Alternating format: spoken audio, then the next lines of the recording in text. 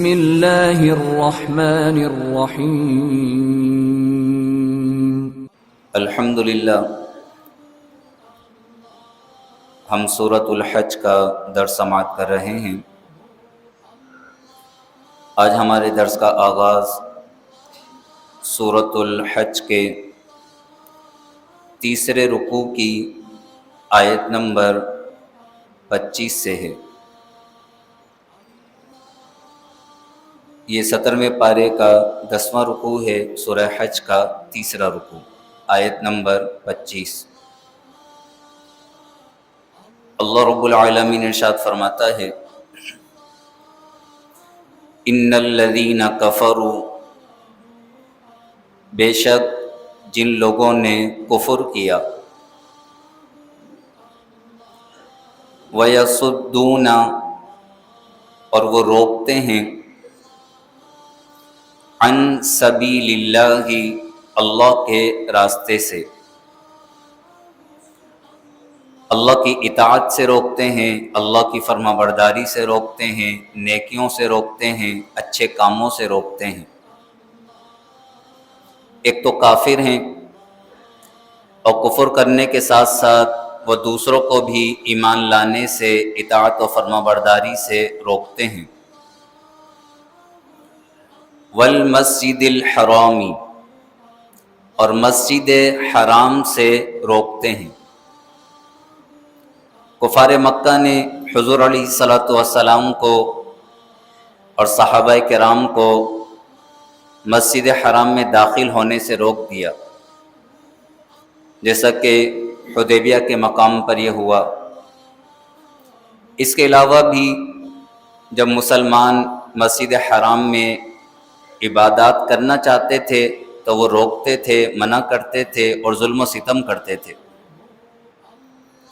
تو اللہ فرماتا ہے، جن لوگوں نے کفر کیا اور وہ اللہ کے راستے سے اور مسجد حرام سے روکتے ہیں۔ حالانکہ مسجد حرام کی شان کیا ہے؟ الذی جعلناہ للناس، جسے ہم نے لوگوں کے لیے مقرر کیا، تمام لوگوں کے لیے اسے قبلہ مقرر کیا۔ تمام لوگوں کا یہ کعبہ ہے، قبلہ ہے، سب لوگ اس کی طرف رخ کر کے اللہ کی عبادت کرتے ہیں، اور مسجد حرام میں اللہ کی عبادت کے لیے لوگ جمع ہوتے ہیں۔ سواء العاکف فیہ والباد، برابر ہیں اس میں وہاں کے رہنے والے اور باہر سے آنے والے۔ سواء کے معنی ہوتے ہیں برابر، سوا برابر۔ برابری سے کیا مراد ہے؟ یعنی چاہے خانہ کعبہ مکۃ المکرمہ کے رہنے والے ہوں یا دنیا کے کسی بھی کونے کے رہنے والے ہوں، عربی ہوں کہ عجمی ہوں، ہر ایک کو مسجد حرام میں عبادات کرنے کی اجازت ہے مسلمان کو۔ ایسا نہیں ہے کہ صرف مکے کے رہنے والے وہ خانہ کعبہ میں نماز پڑھ سکتے ہیں، باہر سے آنے والے نہیں پڑھ سکتے۔ اسی طرح خانہ کعبہ کی تعظیم اور حرمت اور اس کا ادب یہ مکے والوں پر بھی لازم ہے، باہر سے آنے والوں پر بھی لازم ہے۔ ایسا نہیں ہے کہ جو مکے کے رہنے والے ہیں وہ جوتے پہن کر خانہ کعبہ کے اندر گھومتے رہیں اور باہر سے آنے والے وہ صرف ادب اور تعظیم کریں، نہیں۔ خانہ کعبہ اور مسجد حرام کا ادب یہ ہر ایک پر لازم ہے، اس میں سب برابر ہیں، بلکہ جو جتنا اللہ کے قریب ہوتا ہے وہ اسی قدر خانہ کعبہ کی تعظیم اور توقیر بجا لاتا ہے۔ اگلی آیات آئیں گی، اس کے اندر یہ بیان کیا گیا ہے کہ اگر کوئی شخص اللہ کی نشانیوں کی تعظیم کرتا ہے تو یہ اس بات کی دلیل ہے کہ اس کے دل میں تقوی اور پرہیزگاری ہے، اس بات کی نشانی ہے۔ سواء برابر ہیں، یعنی سب کا حق برابر ہے۔ مسجد حرام میں عبادات کرنے کے لیے ہر مسلمان وہاں عبادت کر سکتا ہے۔ جو وہاں کے رہنے والوں کے لیے ثواب ہے وہی ثواب باہر سے آنے والوں کے لیے ہیں. جو تعظیم و ادب باہر سے آنے والوں پر لازم ہے وہی تعظیم و ادب وہاں کے رہنے والوں پر لازم ہے، سوا برابر ہیں. العاکف وہاں کے رہنے والے، والباد باہر سے آنے والے، فیہ اس مسجد حرام، تو وہاں کے رہنے والے اور باہر سے آنے والے سب برابر ہیں. وَمَن يُرِدْ فِيهِ اور جو کوئی اس میں ارادہ کرے، فیہ مسجد حرام، جو کوئی اس میں ارادہ کرے، بِإِلْحَادٍ زیادتی کا، الحاد زیادتی، بِظُلْمٍ ناحق، جو کوئی اس میں ظلم اور زیادتی کا ارادہ کرے، نُذِقْهُ مِنْ عَذَابٍ علیم، ہم اسے دردناک عذاب کا مزہ چکھائیں گے. تو خانہ کعبہ یہ بڑے عظمت، ہیبت اور جلال والی جگہ ہے. خانہ کعبہ کے اندر، مسجد حرام کے اندر جہاں ایک نیکی کا ثواب وہ 1,00,000 کے برابر ہے، تو وہاں ایک گناہ کا عذاب بھی اسی قدر ہے. اگر کوئی ایک گناہ کرے گا تو پھر اس کی پکڑ بھی اتنی سخت ہوگی. خانہ کعبہ کا یہ معاملہ ہے، مسجد حرام کا. اور جس نے بھی مسجد حرام کی بے ادبی کرنے کی کوشش کی، وہاں ظلم و زیادتی کی، جیسے ابرہہ بادشاہ تھا، لشکر لے کر آیا خانہ کعبہ کو گرانے کے ارادے سے، تو اللہ تبارک و تعالی نے ابابیل کے ذریعے اسے نیست و نابود کر دیا، دردناک عذاب کا مزہ چکھایا. اسی طرح بِإِلْحَادٍ بِظُلْمٍ ناحق زیادتی، خانہ کعبہ کے اندر بت پرستی کرنا، مسجد حرام میں کفر و شرک کرنا، وہاں نافرمانی کرنا، گناہ کرنا، یہ سب بِإِلْحَادٍ بِظُلْمٍ میں شامل ہیں. جو کوئی اس میں یعنی مسجد حرام میں بِإِلْحَادٍ بِظُلْمٍ ناحق زیادتی کا ارادہ کرے، اس کی بے ادبی کا، اسے گرانے کا، اس میں کفر و شرک کا، اس میں گناہوں کا، نُذِقْهُ مِنْ عَذَابٍ علیم، ہم اسے دردناک عذاب کا مزہ چکھائیں گے. اللہ رب العالمین ہمیں مسجد حرام کی با ادب حاضری نصیب فرمائے. حاضری اصل نہیں ہے، مسجد حرام میں پہنچ جانا یہ اصل نہیں ہے. اصل ہے کہ انسان مسجد حرام میں جائے اور اسے قبولیت نصیب ہو جائے. قبولیت یہ ہے اصل. اور قبولیت ملے گی کسے؟ جو ادب اور تعظیم بجا لائے گا. وَإِذْ بَوَّأْنَا لِإِبْرَاهِيمَ مَكَانَ الْبَيْتِ، اور جب ہم نے ابراہیم کو اس گھر کا ٹھیک ٹھیک ٹھکانہ بتا دیا. مکان البیت، بیت سے مراد بیت اللہ، خانہ کعبہ، مکان سے مراد جگہ، ٹھکانہ. بوانا ٹھیک ٹھیک ٹھکانہ بتانا. وَإِذْ بَوَّأْنَا لِإِبْرَاهِيمَ مَكَانَ الْبَيْتِ، اور جب ہم نے ابراہیم کو اس گھر کا ٹھیک ٹھیک مقام، ٹھیک ٹھیک ٹھکانہ، ٹھیک ٹھیک جگہ بتا دی. حضرت ابراہیم علیہ السلام کا حکم ہوا کہ آپ خانہ کعبہ کی تعمیر کیجیے. اب مسئلہ یہ تھا کہ انسانوں میں خانہ کعبہ کی سب سے پہلے تعمیر حضرت آدم علیہ السلام نے کی. آدم علیہ السلام نے سب سے پہلے خانہ کعبہ کی تعمیر کی تھی انسانوں میں، ورنہ ان سے پہلے فرشتوں نے بھی تعمیر کی تھی. جب فرشتوں کو زمین پر بھیجا گیا تو انہوں نے عرض کی کہ یا رب، ساتوں آسمان کے اوپر بیت المعمور ہے، فرشتے بیت المعمور کا طواف کرتے ہیں.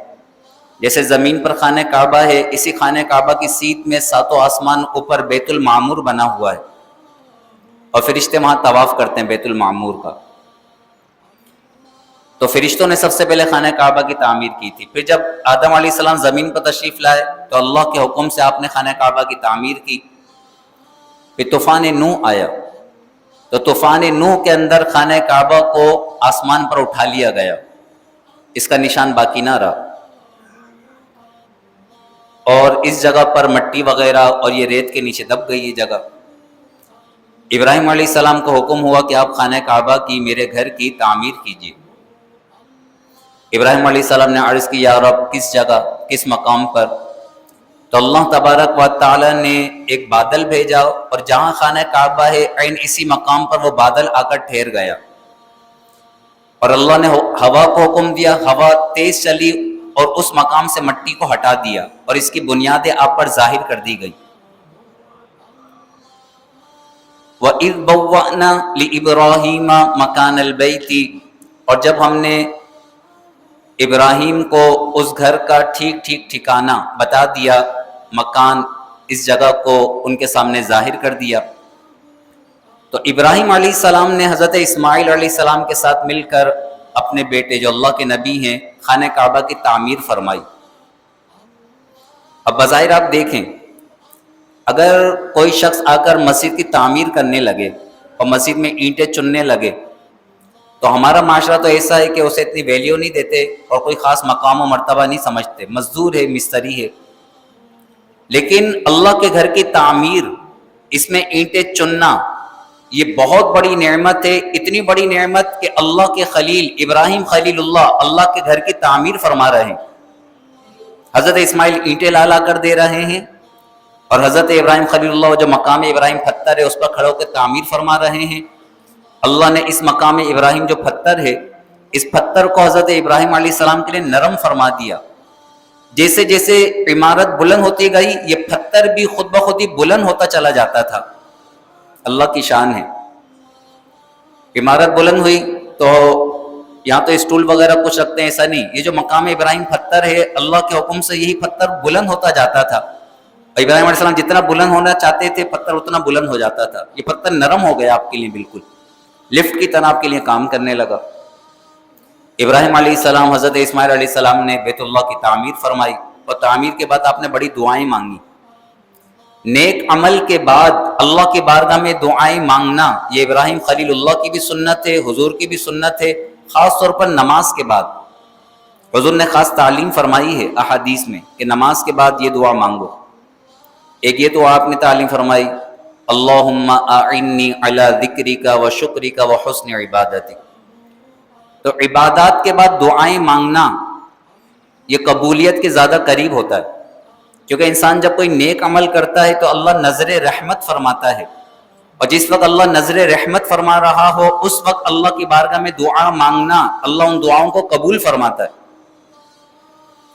وَإِذْ بَوَّأْنَا لِإِبْرَاهِيمَ مَكَانَ الْبَيْتِ، اور جب ہم نے ابراہیم کو اس گھر کا ٹھیک ٹھیک ٹھکانہ بتا دیا، جب خانہ کعبہ کی تعمیر ہو گئی، اللہ نے ابراہیم علیہ السلام کو یہ وحی فرمائی، اللہ تشرک بی شیئا، کہ تم میرے ساتھ کسی بھی چیز کو شریک مت ٹھہرانا۔ یہ سب سے اہم تعلیم ہے کہ اللہ کے ساتھ کسی کو بھی شریک نہ ٹھہرایا جائے، شرک نہیں کیا جائے۔ اللہ تشرک بی شیئا، کہ تم میرے ساتھ کسی بھی چیز کو، کسی بھی شے کو شریک مت ٹھہرانا۔ لیکن یہ شرک کی تعریف ذہن نشین رہے ہمیشہ، ورنہ انسان بات بات پر وہ شرک کے فتوے لگانے لگتا ہے، یہ شرک ہو گیا، شرک ہو۔ شرک کی تعریف ہمیشہ ذہن میں رہے۔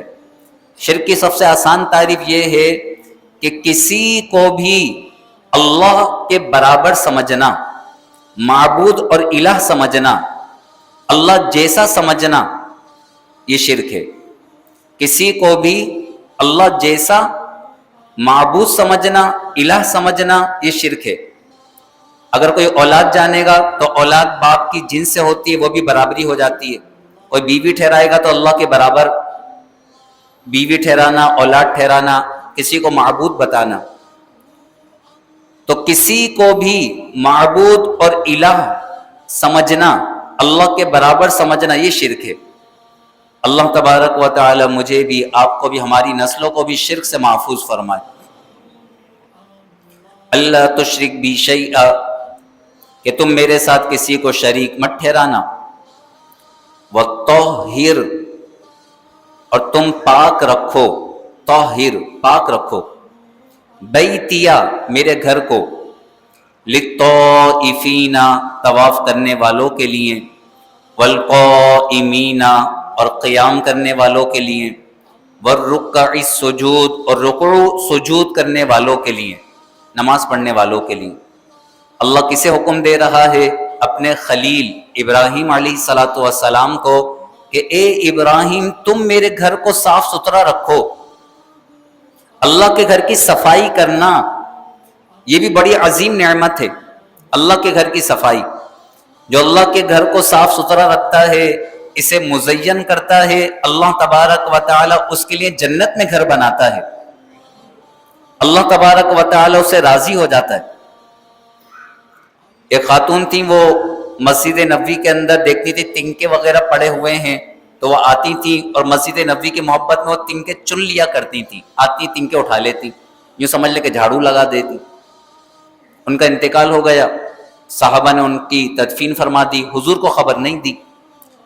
حضور علیہ الصلوۃ والسلام نے جب پوچھا کہ ان کا کیا ہوا تو صحابہ نے عرض کی کہ ان کی تدفین کرتے ان کا انتقال ہو گیا۔ تو حضور نے فرمایا جب تم میں سے کسی کا انتقال ہوا کرے مجھے بتا دیا کرو۔ پھر حضور علیہ الصلوۃ والسلام نے خوشخبری عطا فرمائی کہ مسجد نبوی کی خدمت کرنے کی وجہ سے میں اسے جنت میں دیکھ رہا ہوں، اللہ نے جنت میں داخلہ عطا فرما دیا۔ تو مسجد سے محبت یہ بڑی عظیم شے ہے، مسجد سے محبت۔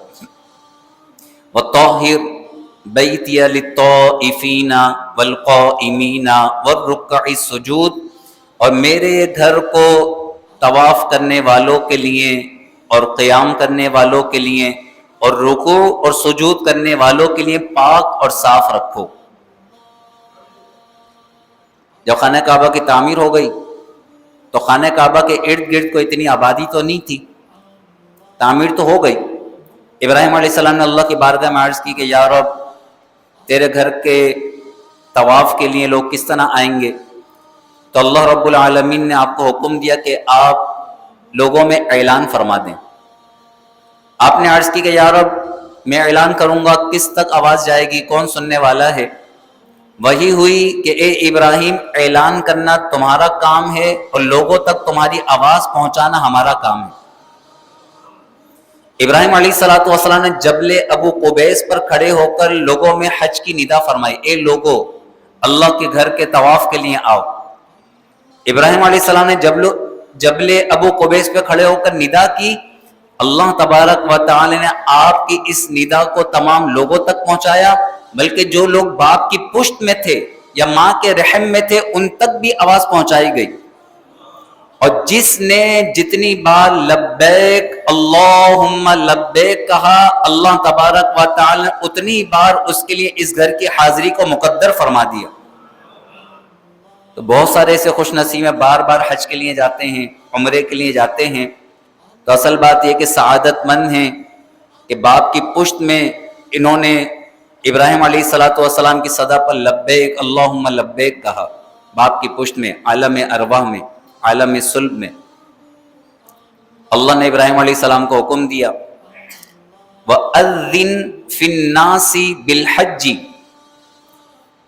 اور تم لوگوں میں حج کا اعلان کر دو، اذن اعلان کر دو، فی الناس لوگوں میں، بالحج حج کا، یاتوک وہ تمہارے پاس آئیں گے، رجالن پیدل۔ بہت سارے ایسے ہیں کہ دنیا کے کونے کونے سے وہ پیدل خانہ کعبہ کی حاضری، خانہ کعبہ کے دیدار کے لیے آئیں گے، رجالن پیدل۔ وعلی کل ضامر، اور ہر دبلی پتلی اونٹنی پر، ضامر کہتے ہیں دبلی پتلی اونٹنی، اور ضامر اس لیے کہا گیا کہ یہ دور دراز سے اونٹنیاں سفر کرتے ہوئے آئیں گی تو خانہ کعبہ پہنچتے پہنچتے دبلی پتلی ہو جائیں گی۔ وعلی کل ضامر، اور ہر دبلی پتلی اونٹنی پر، یاتینا وہ آئیں گی یہ اونٹنیاں، من کل فج عمیق، ہر دور دراز کے راستے سے، فج راستہ، عمیق دور دراز، یہ اونٹنیاں دبلی پتلی اونٹنیاں دور دراز کے راستوں سے آئیں گی، اور لوگ خانہ کعبہ حاضر ہوں گے، لیشہدوا منافع لہم، تاکہ یہ اپنے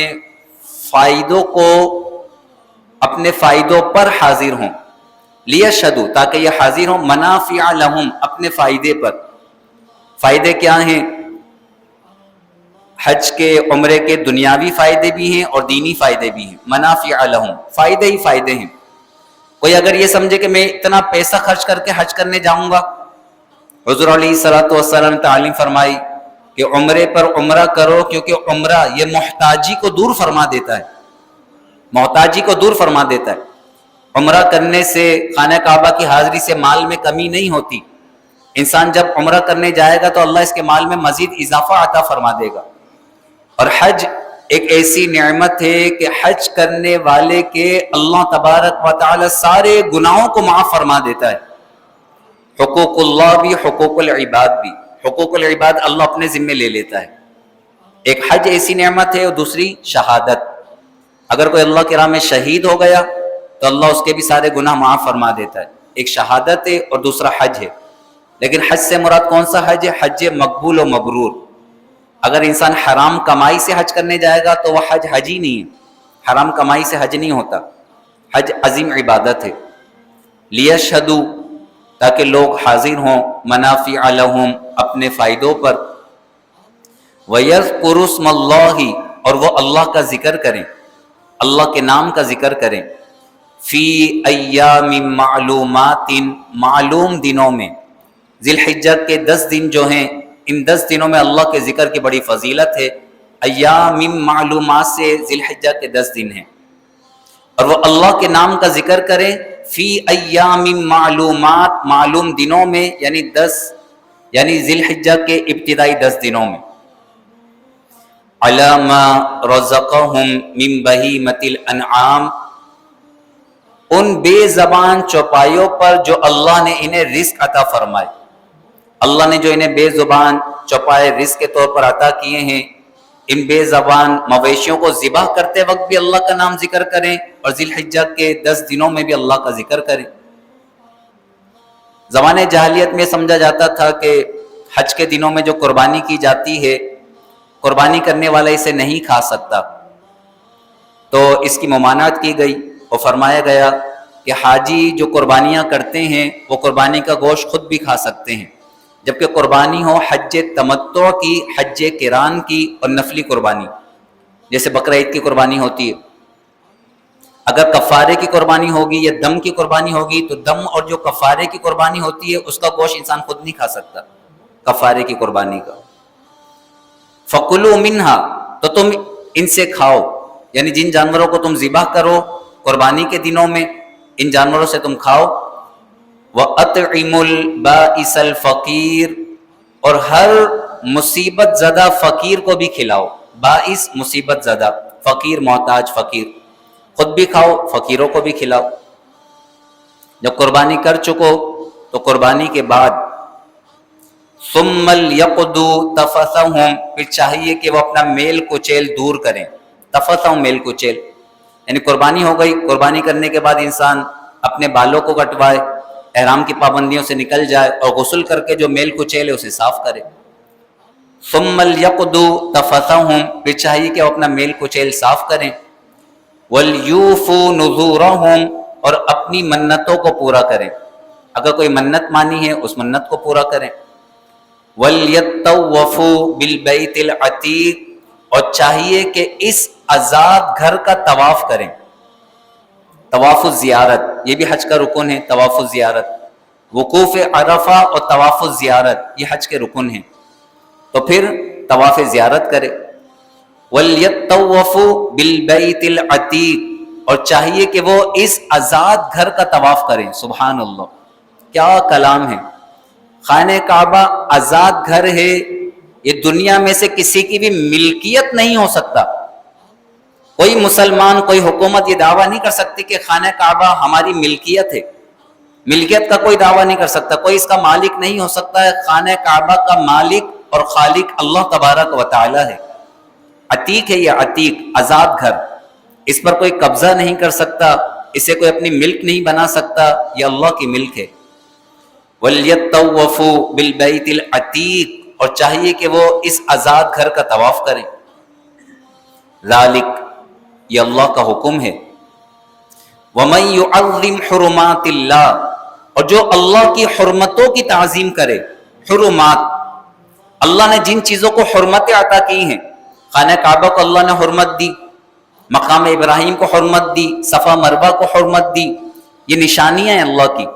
فرمایا وَمَن يُعَظِّمْ حُرُمَاتِ اللَّهِ، اور جو اللہ کی حرمتوں کی تعظیم کرے، تعظیم، فَهُوَ خَيْرٌ لَهُ عِندَ رَبِّهِ، تو یہ اس کے لیے بہت بہتر ہے اس کے رب کے نزدیک تعظیم۔ وَأُحِلَّتْ لَكُمُ الْأَنْعَامُ، اور تمہارے لیے چوپائے حلال کیے گئے، إِلَّا مَا يُتْلَى عَلَيْكُمْ، مگر وہ جو تم پر تلاوت کیے جاتے ہیں۔ سورہ مائدہ میں ذکر کیا گیا حرمت علیکم المیتۃ والدم ولحم الخنزیر، وہ سارے جو حرام جانور ہیں جنہیں کھانا حلال نہیں ہے، ان کا ذکر سورہ مائدہ میں ہم سماعت کر چکے ہیں۔ سورہ مائدہ پہلا رکوع، الا ما یتلی علیکم، مگر جو تم پر تلاوت کیے جاتے ہیں، جو جانور اللہ نے حرام کیے وہ حرام ہیں، اس کے علاوہ جتنے بھی بے زبان مویشی ہیں اللہ نے تمہارے لیے حلال کیے۔ فَاجْتَنِبُوا الرِّجْسَ مِنَ الْأَوْثَانِ، تو تم بتوں کی گندگی سے بچو، رجس گندگی، پلیدی، ناپاکی، اوثان بت، فَاجْتَنِبُوا الرِّجْسَ مِنَ الْأَوْثَانِ، تو تم بتوں کی گندگی سے بچو، بتوں سے دور رہو، ان کی پوجا سے دور رہو، ان کو پوجنے والوں سے دور رہو، ان کے جو تہوار ہیں ان تہواروں سے دور رہو، بتوں کی گندگی سے بچو۔ وَاجْتَنِبُوا قَوْلَ الزُّورِ، اور جھوٹی بات سے بچو، وَاجْتَنِبُوا قَوْلَ الزُّورِ، جھوٹ بات کہنے سے بچو، گناہ کی بات، جھوٹی بات، اس سے بھی اپنے آپ کو بچاؤ۔ حُنَفَاءَ لِلَّهِ، ایک اللہ کے ہو کر، ایک اللہ کے ہو کر، ہر باطل سے جدا، حُنَفَاءَ لِلَّهِ، ایک اللہ کے ہو کر بتوں کی گندگی سے دور رہو، جھوٹی بات سے دور رہو۔ غیر مشرکین بھی، اس کے ساتھ کسی کو شریک مت ٹھہراؤ۔ وَمَن یشرک باللہ، اور جو اللہ کے ساتھ شریک ٹھہرائے تو وہ کس طرح ہلاک ہوگا؟ جو اللہ کے ساتھ شریک ٹھہرائے گا کیسا ہلاک ہوگا؟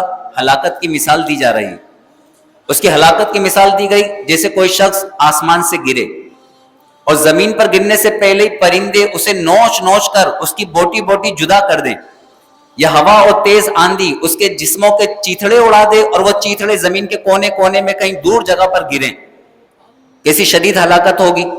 انسان آسمان سے گر رہا ہے، پرندوں نے نوچ نوچ کر اس کے جسم کے اعضاء کو مختلف جگہ پر پھینک دیا، یا ہوا نے اس کے ٹکڑے کر کر کے مختلف جگہوں پر پھینک دیا۔ فرمایا شرک جو ہے کرنے والا وہ ایسا ہلاک ہوتا ہے۔